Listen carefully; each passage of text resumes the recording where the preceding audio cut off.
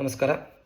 ಈಗ ಹೇಳ್ತಕ್ಕಂಥ ಒಂದು 4 ರಾಶಿಯವರು ಈ ಒಂದು 22 ದಿನಗಳ ಕಾಲ ಒಂದು ಅವಧಿ ಸ್ವಲ್ಪ ಎಚ್ಚರಿಕೆಯನ್ನು ತೆಗೆದುಕೊಳ್ಳೋದು ತುಂಬ ಒಳ್ಳೆಯದು ಅಂತೇಳಿ ಜ್ಯೋತಿಷ್ಯದ ಪ್ರಕಾರ ಹೇಳ್ಬೋದು. ಕಾರಣ ಏನಪ್ಪ ಅಂದರೆ ಶುಕ್ರ ಮತ್ತು ಕೇತು ಗ್ರಹ ಯುತಿಯಾಗಿದೆ.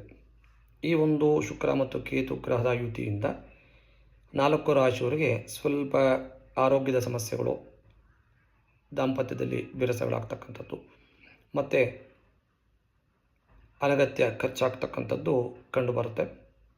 ಸ್ವಲ್ಪ ಈ ಒಂದು 22 ದಿನಗಳ ಕಾಲ ಹೆಚ್ಚಿನ ರೀತಿಯಲ್ಲಿ ಗಮನವನ್ನು ಕೊಡ್ತಕ್ಕಂಥದ್ದು ತುಂಬ ವಿಶೇಷ ಅಂಥೇಳಿ ಹೇಳ್ಬೋದು. ಈಗಾಗಲೇ ಸಿಂಹರಾಶಿಯಲ್ಲಿ ಕೇತು ಗ್ರಹ ಉಪಸ್ಥಿತಿ ಇರೋದರಿಂದ ಶುಕ್ರ ಗ್ರಹ ಆ ಒಂದು ಸಿಂಹರಾಶಿಯಲ್ಲಿ ಬಂದು ನೆನೆಯ ದಿನ ಜುಲೈ 11ನೇ ತಾರೀಕು ಶುಕ್ರ ಗ್ರಹ ಅಲ್ಲಿ ಯುತಿಯಾಗಿದೆ. ಇದರಿಂದ ಶುಕ್ರ ಮತ್ತು ಕೇತು ಗ್ರಹ ಯುತಿಯಿಂದ ಸ್ವಲ್ಪ ಸಮಸ್ಯೆಗಳಾಗ್ತಕ್ಕಂಥದ್ದನ್ನು ಜ್ಯೋತಿಷ್ಯದ ಮೂಲಕ ವಿಚಾರಗಳನ್ನು ನೋಡ್ಬೋದು. ಯಾವ ರಾಶಿಯವರಿಗೆ ಸಮಸ್ಯೆ ಆಗುತ್ತೆ ಮತ್ತು ಯಾವ ರಾಶಿಯವರಿಗೆ ತೊಂದರೆಯನ್ನು ಕೊಡುತ್ತೆ, ಯಾವ ಫೀಲ್ಡ್ ಆ ಫೀಲ್ಡಲ್ಲಿರ್ತಕ್ಕಂಥವ್ರಿಗೆ ತೊಂದರೆಯನ್ನು ಕೊಡುತ್ತೆ ಅಂತಕ್ಕಂಥದ್ದನ್ನು ವಿಶೇಷವಾಗಿ ಗಮನವನ್ನು ಕೊಡಬೇಕಾಗುತ್ತೆ. ಶುಕ್ರ ಅಂದರೆ ಸಿನಿಮಾ ಮತ್ತು ವಿಶೇಷವಾಗಿರ್ತಕ್ಕಂಥ ಈ ಚಿತ್ರಕಲೆ, ಅದಕ್ಕೆ ಸಂಬಂಧಪಟ್ಟ ಹಾಗೆ ಶುಕ್ರ ಗ್ರಹ ಪ್ರತಿನಿಧಿ ಅಂತೇಳಿ ಹೇಳ್ಬೋದು. ಈ ಒಂದು 21 ದಿವಸಗಳ ಅವಧಿಯಲ್ಲಿ ಶುಕ್ರ ಮತ್ತು ಕೇತು ಗ್ರಹ ಸಂಯೋಗ ಆಗಿರೋದ್ರಿಂದ ಸಾಕಷ್ಟು ಚಿತ್ರರಂಗಕ್ಕೆ ಸೇರ್ತಕ್ಕಂಥವರು, ಸಿನಿಮಾ ಫೀಲ್ಡಲ್ಲಿ ಕೆಲಸ ಮಾಡ್ತಕ್ಕಂಥ ವ್ಯಕ್ತಿಗಳಿಗೆ ಸ್ವಲ್ಪ ಸಮಸ್ಯೆ, ಮತ್ತು ಈ ನ್ಯೂಸ್ ಅಂತ ಹೇಳ್ತೀವಿ ಅದಕ್ಕೆ ಸಂಬಂಧಪಟ್ಟ TV ಚಾನಲಲ್ಲಿ ಕೆಲಸ ಮಾಡ್ತಕ್ಕಂಥವರು, ಚಿತ್ರಕಲೆಯಲ್ಲಿ ಕೆಲಸ ಮಾಡ್ತಕ್ಕಂಥ ವ್ಯಕ್ತಿಗಳಿಗೆ ಈ ಒಂದು 21 ದಿನಗಳ ಅವಧಿ ತುಂಬ ವಿಶೇಷ ಅಂತೇಳಿ ಹೇಳ್ಬೋದು. ಸ್ವಲ್ಪ ಸಮಸ್ಯೆ ಉಂಟಾಗ್ತಕ್ಕಂಥ ಲಕ್ಷಣ ಇರೋದ್ರಿಂದ ಎಚ್ಚರಿಕೆಯನ್ನು ತೆಗೆದುಕೊಳ್ಳೋದು ತುಂಬ ಒಳ್ಳೆಯದು. ಇದೇ ರೀತಿ ಈ 12 ರಾಶಿಗಳಲ್ಲಿ 4 ರಾಶಿಯವರಿಗೆ ಸ್ವಲ್ಪ ಸಮಸ್ಯೆಯನ್ನು ತಂದುಕೊಡುತ್ತೆ ಶುಕ್ರ ಮತ್ತು ಕೇತು ಗ್ರಹದ ಒಂದು ಯುತಿ. ಹಾಗಾಗಿ ಜಾಗರೂಕತೆಯಿಂದ ವಾಹನಗಳನ್ನು ಚಲಾವಣೆ ಮಾಡ್ತಕ್ಕಂಥ ಸಂದರ್ಭದಲ್ಲಿ ಹೆಚ್ಚಿನ ಜಾಗರೂಕತೆಯನ್ನು ತೆಗೆದುಕೊಂಡು ವಾಹನ ಚಲಾವಣೆ ಮಾಡೋದು ತುಂಬ ಒಳ್ಳೆಯದು. ಆರೋಗ್ಯದ ಕಡೆ ಹೆಚ್ಚಿನ ಗಮನವನ್ನು ಕೊಡಿ. ಮನೆಗಳಲ್ಲಿ ತಂದೆ ತಾಯಿಯರ ಬಗ್ಗೆ ಆರೋಗ್ಯದ ಬಗ್ಗೆ ಕಾಳಜಿಯನ್ನು ವಹಿಸಿ.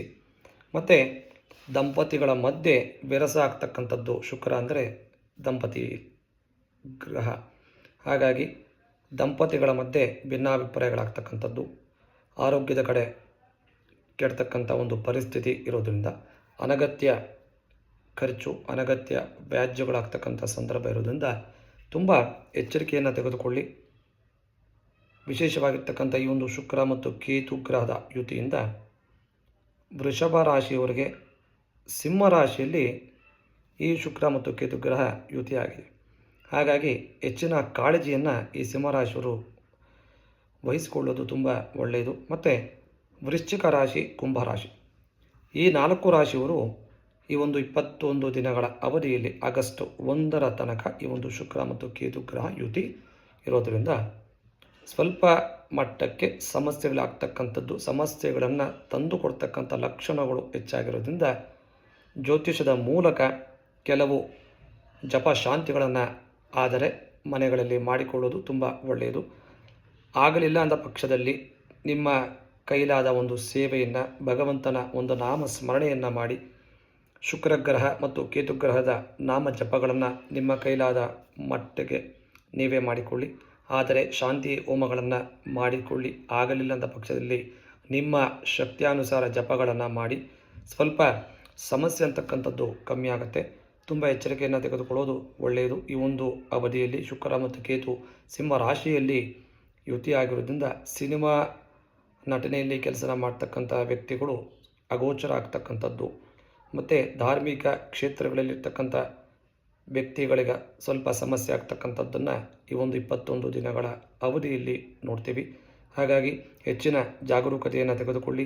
ವೃಷಭ, ಸಿಂಹ, ವೃಶ್ಚಿಕ, ಕುಂಭರಾಶಿ ಈ 4 ರಾಶಿಯವರು ಎಚ್ಚರಿಕೆಯನ್ನು ತೆಗೆದುಕೊಂಡು ಮುಂದೆ ಹೆಜ್ಜೆಡಬೇಕಾಗಿರ್ತಕ್ಕಂಥ ಒಂದು ಸಂದರ್ಭದಲ್ಲಿ ಈ ಶುಕ್ರ ಮತ್ತು ಕೇತುಗ್ರಹ ಯುತಿಯಾಗಿರುವುದರಿಂದ ಒಮ್ಮೆ ಯೋಚಿಸಿ ನಿರ್ಧಾರಗಳನ್ನು ತೆಗೆದುಕೊಳ್ಳಿ. ಯಾವುದೇ ವ್ಯವಹಾರಗಳನ್ನು ಮಾಡ್ತಕ್ಕಂಥ ಒಂದು ಸಂದರ್ಭ ಆಗಿರ್ಬೋದು, ತಂದೆ ತಾಯಿಯರ ಆರೋಗ್ಯದ ಸಮಸ್ಯೆ ಆಗಿರ್ಬೋದು, ನಿಮ್ಮ ವೈಯಕ್ತಿಕವಾಗಿ ಆರೋಗ್ಯದ ಸಮಸ್ಯೆ ಆಗಿರ್ಬೋದು, ಮತ್ತು ವಾಹನಗಳನ್ನು ವಿಶೇಷವಾಗಿ ಚಲಾವಣೆ ಮಾಡ್ತಕ್ಕಂಥ ಸಂದರ್ಭದಲ್ಲಿ ಚಾಲನೆ ಮಾಡ್ತಕ್ಕಂಥ ಒಂದು ಸಂದರ್ಭದಲ್ಲಿ ಹೆಚ್ಚಿನ ಜಾಗರೂಕತೆಯನ್ನು ತೆಗೆದುಕೊಂಡು ವಾಹನಗಳನ್ನು ಚಲಿಸತಕ್ಕಂಥದ್ದು ತುಂಬ ಒಳ್ಳೆಯದು ಅಂತೇಳಿ ಈ ಒಂದು ಸಂದರ್ಭದಲ್ಲಿ ಎಚ್ಚರಿಕೆಯನ್ನು ತೆಗೆದುಕೊಳ್ಳಿ ಅಷ್ಟೇ.